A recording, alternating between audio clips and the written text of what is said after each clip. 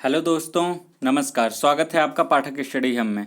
दोस्तों, आज हम संविधान के इस सीरीज को आगे बढ़ाते हुए आज इस वीडियो के माध्यम से आज हम भारत के महान्यायवादी और राज्य के महाधिवक्ता के बारे में पढ़ेंगे। इस वीडियो को शुरू करने से पहले यदि आपने हमारा चैनल सब्सक्राइब नहीं किया है तो पहले सब्सक्राइब कर लीजिए, बेल आइकन को दबा दीजिए, जिससे कि हम कोई भी नया वीडियो अपलोड करें तो सबसे पहले नोटिफिकेशन आपके पास पहुँचे। चलते हमने वीडियो की शुरुआत करते हैं।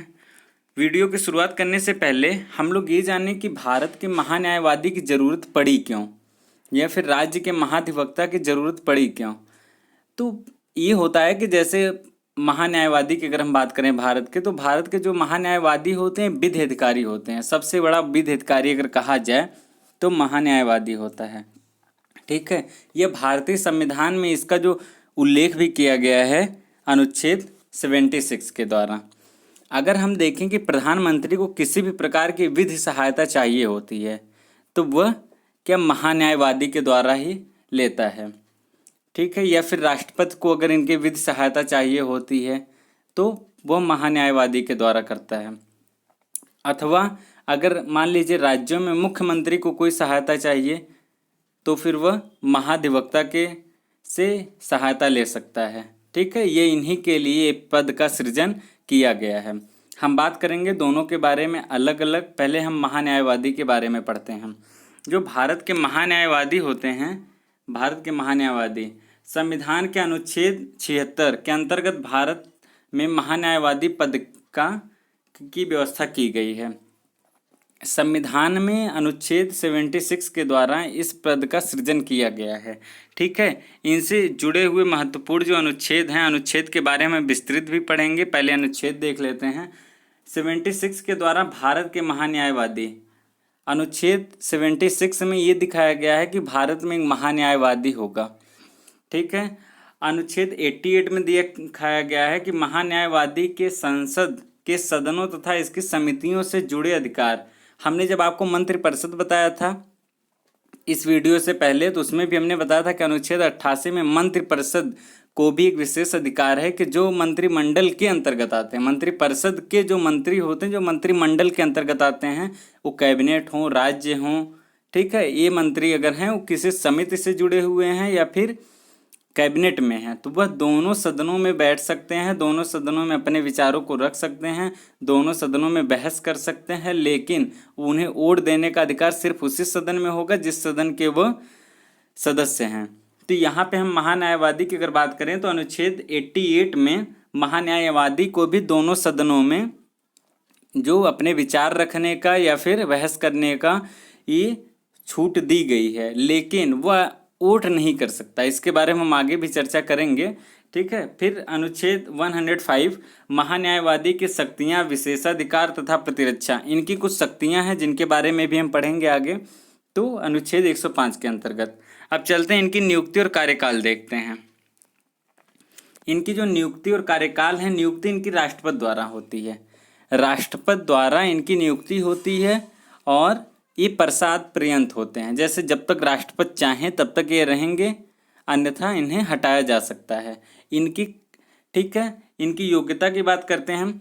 योग्यता इनकी वही होनी चाहिए जो एक सर्वोच्च न्यायालय के न्यायाधीश की होनी चाहिए। अब सर्वोच्च न्यायालय के न्यायाधीश की योग्यता क्या होती है, तो इसे जाने अगर हम, तो वो जो सर्वोच्च न्यायालय का न्यायाधीश होता है वह कम से कम 5 साल किसी हाई कोर्ट में एज अ चीफ जस्टिस या फिर जस्टिस कार्यरत रहा हो। ठीक है, एज ए जस्टिस 5 ईयर्स, 5 सालों तक वह किसी भी उच्च न्यायालय में मुख्य न्यायाधीश या फिर न्यायाधीश के तौर पर कार्यरत रहा हो, और वह 10 वर्षों तक उच्च न्यायालय में ही लगातार, जैसे 10 वर्षों का अनुभव हो वकालत का 10 वर्षों का उनके पास अनुभव हो, और 5 वर्षों का किसी उच्च न्यायालय में ही एज चीफ जस्टिस और जस्टिस या फिर जस्टिस के तौर पे उनके पास योग्यता हो। यही व्यक्ति क्या होगा, या फिर महान्यायवादी के तौर पर या फिर चीफ जस्टिस के तौर पे चुना जा सकता है। तो उनकी वही योग्यता होती है जो चीफ जस्टिस की योग्यता होती है या फिर भारत के न्यायाधीश चुनने की योग्यता होती है। इनका कार्यकाल देखते हैं। कार्यकाल संविधान में कोई वर्णित नहीं किया गया है। इनके कार्यकाल कोई वर्णित नहीं किए गए हैं, कितने सालों का होगा, इतने महीने का होगा। हाँ, एक चीज है कि ये प्रसाद पर्यंत राष्ट्रपति के होंगे। जब तक राष्ट्रपति चाहेगा तब तक आप रह सकते हैं अथवा हटा दिए जाएंगे। उसके पहले ये अपना इस्तीफा दे सकते हैं राष्ट्रपति को। राष्ट्रपति को अपना इस्तीफा दे करके पदमुक्त हो सकते हैं। हाँ, एक चीज ये है कि जैसे मंत्रिपरिषद जब तक है तब तक ये रह सकते हैं। अक्सर यही होता है कि जब मंत्रिपरिषद अपना त्याग पत्र देती है या फिर मंत्रिपरिषद का कार्यकाल खत्म होता है तो उसी के साथ साथ महान्यायवादी भी अपना त्याग पत्र दे देते हैं, क्योंकि इनकी जो सिफारिश नियुक्ति होती है वह सरकार की सिफारिश से होती है। जैसे इस समय नरेंद्र मोदी जी की सरकार है तो इन्होंने सिफारिश की होगी तो किसी न्यायवादी की वहाँ पे नियुक्ति हो गई है। जब इनकी सरकार जाएगी तो अधिकतर यही होता है कि वो अपना न्यायवादी खुद इस्तीफा दे दें सरकार के साथ साथ। चलते हैं इनकी कार्य एवं शक्तियाँ देखते हैं। कार्य एवं शक्तियाँ जो हैं इनकी, ये भारत सरकार को विधि संबंधी ऐसे विषयों पर सलाह दें जो राष्ट्रपति द्वारा सौंपे गए हों। जैसे भारत सरकार का मतलब है कि केंद्र की सरकार को विधि संबंधी सभी विषयों पर सलाह देंगे जिस पे राष्ट्रपति द्वारा सौंपे गए। जैसे राष्ट्रपति जिस विषय पे चाहे उस विषय पे इनसे सलाह ले सकता है या फिर उस विषयों पे सलाह अपनी दे सकते हैं। अब राष्ट्रपति के ऊपर डिपेंड करता है कि वो मानते हैं कि नहीं मानते हैं, लेकिन ये अपनी सलाह दे सकते हैं। दूसरा है विधिक स्वरूप से ऐसे अन्य कर्तव्यों का पालन करें जो राष्ट्रपति द्वारा सौंपे गए हों। विधिक स्वरूप मतलब जो लीगल तौर पर किसी भी अन्य कर्तव्यों को का पालन करें जो राष्ट्रपति के द्वारा सौंपे गए। जैसे किसी कार्य प्रणाली को राष्ट्रपति उन पे इनसे कहते हैं कि किसी ऐसे कार्य को किसी तरीके से करना है तो विधिक तौर पर उससे कोई न कोई हल निकालने की कोशिश करेंगे। ठीक है। तीसरा है भारत सरकार से संबंधित मामलों को लेकर उच्चतम न्यायालय में भारत सरकार की ओर से पेश होना। जैसे भारत सरकार से संबंधित कोई मामला है, किसी ने भारत सरकार के ऊपर कोई किसी प्रकार का मुकदमा दर्ज कराया तो भारत सरकार की तरफ से जो वकील का एज ए वकील काम करते हैं वो यही महान्यायवादी होते हैं। महान्यायवादी ही भारत सरकार की ओर से उच्चतम न्यायालय में, क्योंकि भारत सरकार से संबंधित कोई भी मामला होगा तो सुप्रीम कोर्ट में चलाया जाएगा और उसमें जो एज ए वकील या फिर भारत सरकार की तरफ से जो प्रतिनिधित्व करेंगे वो महान्यायवादी ही होंगे। ठीक है। चलते हैं अगले पॉइंट पर। अगला पॉइंट है सरकार से संबंधित किसी मामले में उच्चतम न्यायालय में सुनवाई का अधिकार। सरकार से संबंधित किसी भी मामले में, जैसे कोई भी, अभी हमने बताया कि पॉइंट नंबर 3 में कि सरकार से संबंधित किसी भी मामले की सुनवाई या फिर एज ए प्रतिनिधित्व तो यही काम करते हैं। तो वही है कि सरकार से संबंधित किसी मामले में उच्च न्यायालय में भी, अब तक तो सुप्रीम कोर्ट की हम बात कर रहे थे, लेकिन अगर उच्च न्यायालय में भी अगर सरकार से संबंधित कोई रिट दायर कर दी गई है या फिर मुकदमा दर्ज कराया गया है तो उच्च न्यायालय में भी, किसी भी राज्य का उच्च न्यायालय हो वो, उसमें ये सरकार के तौर पर सुनवाई का अधिकार रखते हैं। सरकार की तरफ से यही महान्यायवादी ही जाएंगे। ठीक है। चलते हैं अगले पॉइंट पर। अगला पॉइंट है महान्यायवादी के संसद तथा इसकी समितियों से जुड़े अधिकार। अब संसद तथा इसकी समितियों से जुड़े अधिकार का मतलब क्या है कि महान्यायवादी के जो संसद में इनके जो अधिकार हैं, जैसे ये दोनों, अभी हमने आपको पहले ही बताया कि अनुच्छेद 88 में ये लिखा गया है कि दोनों सदनों में अपने विचारों को रख सकते हैं अगर किसी समिति से जुड़े हुए हैं। समिति से, जैसे कोई किसी समिति के सदस्य बनाए गए हैं तो उस समिति का अगर बहस हो रही है किसी भी सदन में तो वहाँ पे जा कर के अपने पक्ष को रख सकते हैं, पक्षों को सुन सकते हैं, लेकिन यह मताधिकार इनके पास नहीं है। ये मत नहीं दे सकते हैं, सिर्फ पक्षों को रख सकते हैं, पक्षों को सुन सकते हैं, वहाँ पे बहस कर सकते हैं, लेकिन किसी भी सदन में कर सकते हैं, चाहे वो लोकसभा हो चाहे वो राज्यसभा हो, लेकिन यह वोट नहीं कर सकते हैं। ठीक है। तो इनकी समितियों से यही जुड़े अधिकार हैं कि अगर किसी समिति से जुड़े हुए हैं तो उस विषय पे बात कर सकते हैं, बहस कर सकते हैं, हर चीज़ें कर सकते हैं, बट वोट देने का अधिकार इन्हें नहीं है। इनकी मर्यादाएं क्या हैं? मर्यादाएं बहुत ज़रूरी हैं, अक्सर पूछी जाती हैं, इम्पॉर्टेंट हैं। जैसे वो भारत सरकार के खिलाफ कोई सलाह या विश्लेषण नहीं कर सकते। भारत सरकार के खिलाफ कोई भी सलाह किसी को भारत मतलब अगर कहा जाए कि किसी को भारत सरकार के खिलाफ कोई ऐसा प्रत्यावेदन दे रहे हैं, ऐसी सलाह दे रहे हैं, तो इनको देने का अधिकार नहीं है कि आप भारत सरकार के खिलाफ ऐसे करिए तो आप पॉसिबल हो जाएंगे। किसी प्रकार का सलाह या फिर विश्लेषण किसी के साथ नहीं कर सकते। दूसरा पॉइंट है, जिस मामले में उन्हें भारत सरकार की ओर से पेश होना है उस पर वह कोई टिप्पणी नहीं कर सकते हैं। जैसे मान लीजिए किसी मामले में या फिर उच्चतम न्यायालय में या फिर उच्च न्यायालय में किसी मामले में उन्हें भारत सरकार की तरफ से पेश होना है, तो उन्हें ये नहीं अधिकार है कि वह अपने से कहें कि नहीं नहीं ये उचित है, ये सही है या फिर ये गलत है, ये टीका टिप्पणी वो नहीं कर सकते। इतना अधिकार नहीं है। सिर्फ वो भारत सरकार की तरफ से अपना पक्ष रखेंगे, पक्ष में जो भी सुनवाई होगी वो मान्य होगी, लेकिन ये किसी प्रकार की टीका टिप्पणी नहीं कर सकते हैं। पॉइंट नंबर तीसरा है, बिना भारत सरकार की अनुमति के वह किसी आपराधिक मामले में व्यक्ति का बचाव नहीं कर सकते। ये है कि जैसे किसी आपराधिक मामले में कोई व्यक्ति फंसा हुआ है, तो जब तक भारत सरकार नहीं कहेगी इनसे तब तक ये किसी व्यक्ति का बचाव नहीं कर सकते, चाहे वो कोई इनका कितना भी खास हो, चाहे कोई भी हो। लेकिन जब तक भारत सरकार, जब तक ये महान्यायवादी के पोस्ट पर हैं, तब तक भारत सरकार की तरफ से जब तक कोई अनुमति नहीं मिलेगी तब तक ये किसी व्यक्ति का बचाव नहीं कर सकते हैं। चलते हैं अगले पॉइंट पे। अगला पॉइंट है, बिना भारत सरकार की अनुमति के वह किसी परिषद या कंपनी के निदेशक का पद ग्रहण नहीं कर सकते। जब तक वह भारत सरकार के अंतर्गत हैं, महान्यायवादी के तौर पे वह पोस्टेड हैं या फिर नियुक्ति उनकी हुई है, तब तक वह बिना भारत सरकार की अनुमति के वह किसी परिषद या फिर कंपनी के निदेशक का पद ग्रहण कभी नहीं कर सकते हैं। हाँ, ये हो सकता है कि त्याग पत्र दे दें, त्याग पत्र देने के बाद वह किसी परिषद या फिर कंपनी के निदेशक का पद ग्रहण कर सकते हैं, लेकिन जब तक वह अपने नियुक्ति पे हैं, अपनी पोस्ट पर हैं, भारत सरकार के महान्यायवादी के तौर पर कार्यरत हैं, तब तक वो ऐसा कुछ नहीं कर सकते। ठीक है। पांचवा पॉइंट है, जब तक विधि एवं न्याय मंत्रालय वैधानिक मामले विभाग के माध्यम से इस आशय का कोई प्रस्ताव या संदर्भ उसे प्रेषित नहीं किया जाता कि वह भारत सरकार के किसी मंत्रालय या विभाग या सार्वजनिक उपक्रम या वैधानिक संगठन को अपनी सलाह नहीं देगा।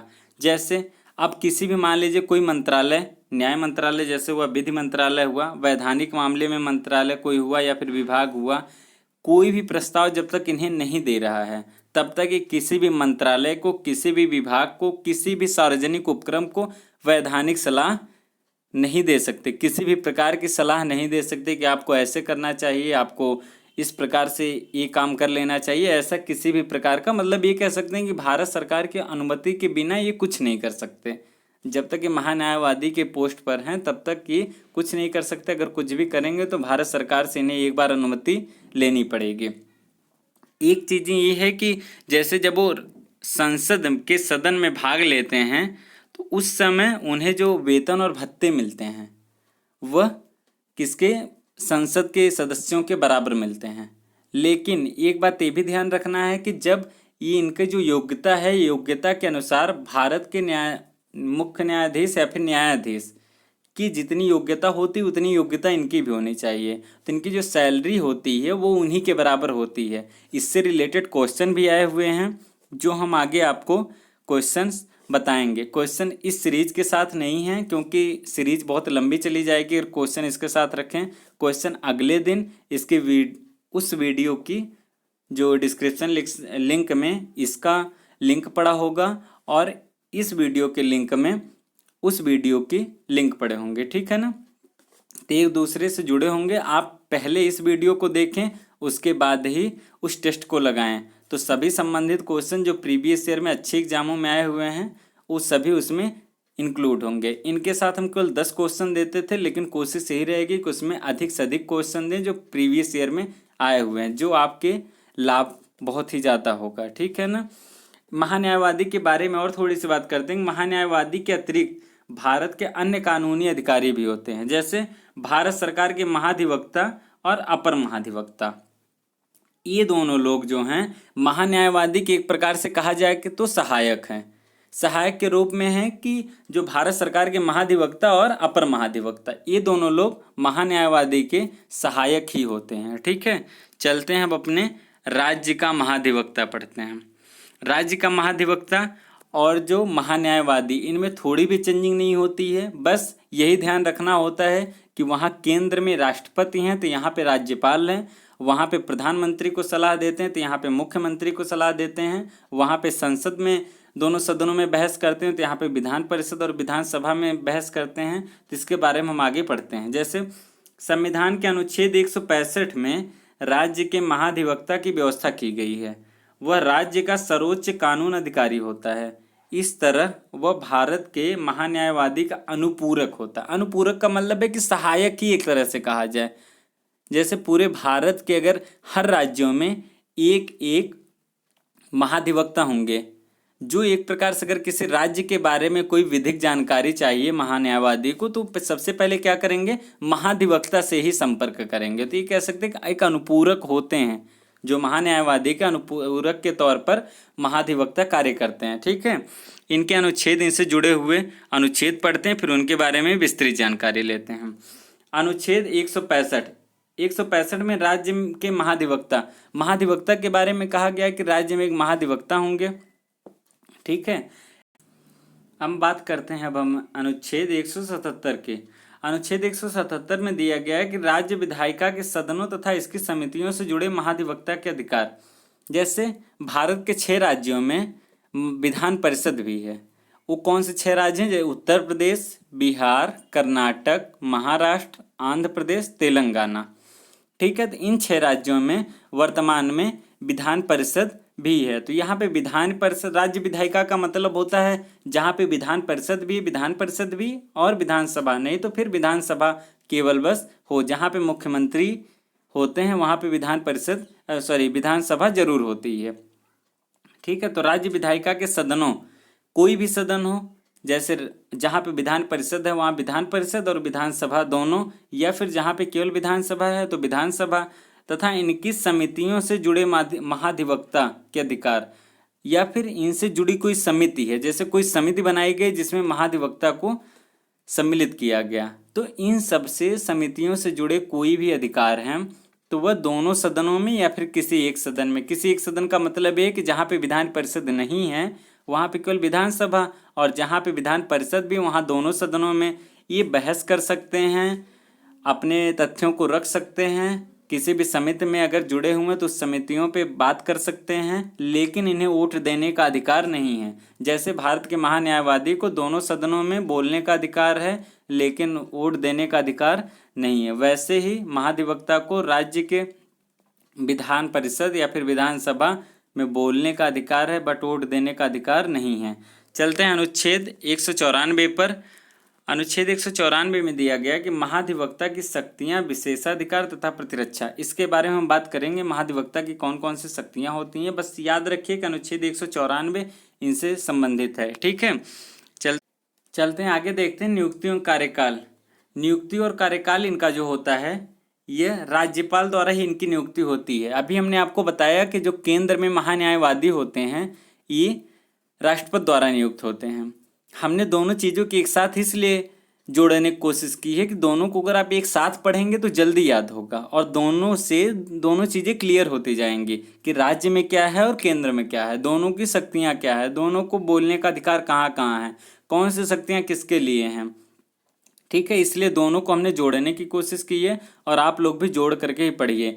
तो जो राज्य में हैं वह महाधिवक्ता, उनकी नियुक्ति कौन करता है? राज्यपाल करता है। और वैसे ही प्रसाद पर्यंत होते हैं, जैसे राष्ट्रपति के प्रसाद पर्यंत महान्यायवादी होते हैं वैसे राज्यपाल के प्रसाद पर्यंत महाधिवक्ता होते हैं।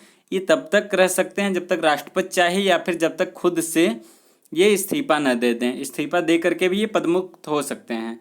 इनकी योग्यता इनकी राज्य के उच्च न्यायालय के न्यायाधीश की जो योग्यता होती है वही सेम योग्यता इनकी होनी चाहिए। जैसे किसी भी राज्य के उच्च न्यायालय में ये 10 वर्षों तक वकालत के तौर पर कार्य किए हों, यह किसी भी राज्य के उच्च न्यायालय में 10 वर्षों तक वकालत किए हों। ठीक है ना, तो ये किसी भी राज्य के जो होते हैं हाई कोर्ट उसके न्यायाधीश चुनने की योग्यता होती है और वही योग्यता इनके लिए भी कार्य करती है। किसी भी राज्य के उच्च न्यायालय के 10 वर्षों तक वकालत के तौर पर अनुभव इनका होना चाहिए। इनका कार्यकाल क्या है? कार्यकाल इनका अभी हमने आपको बताया कि ये प्रसाद पर्यंत होते हैं राज्यपाल के। इनके कार्यकाल का कोई भी जिक्र नहीं किया गया है संविधान में। सिर्फ ये कहा गया है कि जब तक सरकार रहे तब तक ये रह सकते हैं, और भी आगे रह सकते हैं अगर राष्ट्रपति चाहे तो, लेकिन अधिकतर यही होता है कि जैसे ही सरकार जाती है उसी के साथ ये भी इस्तीफा दे देते हैं, क्योंकि इनकी नियुक्ति जो है इस सरकार की सलाह पर ही होती है। अब अगली सरकार आएगी तो अपनी सलाह से किसी और को नियुक्त करेगी, उससे पहले ही ये अपना इस्तीफा दे देते हैं। ठीक है। इनकी कार्य एवं शक्तियाँ जो हैं, राज्य सरकार को विधि संबंधी ऐसे विषयों पर सलाह दें जो राज्यपाल द्वारा सौंपे गए हों। अब तक हम लोग महान्यायवादी के लिए पढ़ रहे थे तो राष्ट्रपति के लिए था, लेकिन अब राज्य सरकार को विधि संबंधी ऐसे विषयों पर सलाह दें। राज्य सरकार को, अब तक केंद्र सरकार को था या फिर भारत सरकार को था, लेकिन अब राज्य सरकार को है। राज्य सरकार को कोई भी सलाह देंगे वो महाधिवक्ता के द्वारा ही दिया जाएगा। ठीक है। अगर मुख्यमंत्री को कोई सलाह दी जाती है, राज्यपाल को कोई सलाह दी जाती है, तो ये महाधिवक्ता द्वारा ही दिया जाता है। दूसरा पॉइंट है, विधिक स्वरूप से ऐसे अन्य कर्तव्यों का पालन करें जो राज्यपाल द्वारा सौंपे गए हों। विधिक स्वरूप जैसे कोई भी कर्तव्य दिया गया हो, विधिक रूप से उसे संपूर्ण करना है या फिर पूरा करना है, तो विधिक स्वरूप ऐसे अन्य कर्तव्यों का पालन करें जो राज्यपाल द्वारा सौंपे गए हों। तीसरा पॉइंट है, राज्य सरकार से संबंधित मामलों को लेकर उच्च न्यायालय में राज्य सरकार की ओर से पेश होना। राज्य सरकार से संबंधित मामलों को लेकर के, अगर मान लीजिए राज्य सरकार से संबंधित कोई मामला है तो उच्च न्यायालय में जो प्रतिनिधित्व करते हैं ये महाधिवक्ता के द्वारा ही किया जाता है राज्य सरकार का, और केंद्र सरकार का जो प्रतिनिधित्व किया जाता है महान्यायवादी के द्वारा किया जाता है। दोनों चीज़ों को एक साथ पढ़िए, दोनों क्लियर होती जाएंगी। ठीक है। और चौथा पॉइंट क्या है कि सरकार से संबंधित किसी मामले में उच्च न्यायालय में सुनवाई का अधिकार। अगर सरकार से संबंधित कोई भी विवाद है, कोई भी मुकदमा है, किसी अन्य राज्य से है, जैसे कावेरी जल विवाद तमिलनाडु कर्नाटक के बीच में अगर सुप्रीम कोर्ट में सुनवाई हो तो यहाँ के दोनों जगहों के महाधिवक्ता ही सुनवाई करेंगे। अगर भारत सरकार से मान लीजिए कोई सुनवाई हो रही है और किसी राज्य के से हो रही है, ठीक है ना, तो उस राज्य के महाधिवक्ता और भारत सरकार के महान्यायवादी के बीच में ही होगी। ठीक है। पांचवा पॉइंट है, महाधिवक्ता के संसद तथा इसकी समितियों से जुड़े अधिकार। यहाँ संसद की जगह विधानसभा होना चाहिए था। महाधिवक्ता की संसद तथा इसकी समितियों से जुड़े अधिकार। विधानसभा का मतलब ये है कि विधानसभा में जो उनकी समितियां, अभी हमने आपको बताया कि जैसे मान लीजिए विधानसभा में दोनों सदनों में अपनी बात रख सकते हैं किसी भी विधिक कार्य पर, और अगर किसी समिति के सदस्य बनाए गए हैं तो समिति पर भी आप बहस कर सकते हैं, लेकिन वोट देने का अधिकार सिर्फ आपके पास नहीं है। ये रहे महान्यायवादी महाधिवक्ता से जुड़े हुए संपूर्ण तथ्य। इससे रिलेटेड प्रश्न, अधिक से अधिक प्रश्नों की संख्या हम कल टेस्ट में रखेंगे और उसका लिंक डिस्क्रिप्शन बॉक्स में दे देंगे। ठीक है। पहले इस वीडियो को देखें, उसके बाद ही टेस्ट लगाएं। ठीक है। इस वीडियो को अगर अच्छा लगे तो लाइक करें। चैनल को यदि सब्सक्राइब नहीं किया आपने तो चैनल को सब्सक्राइब करें और अधिक से अधिक शेयर करें। धन्यवाद।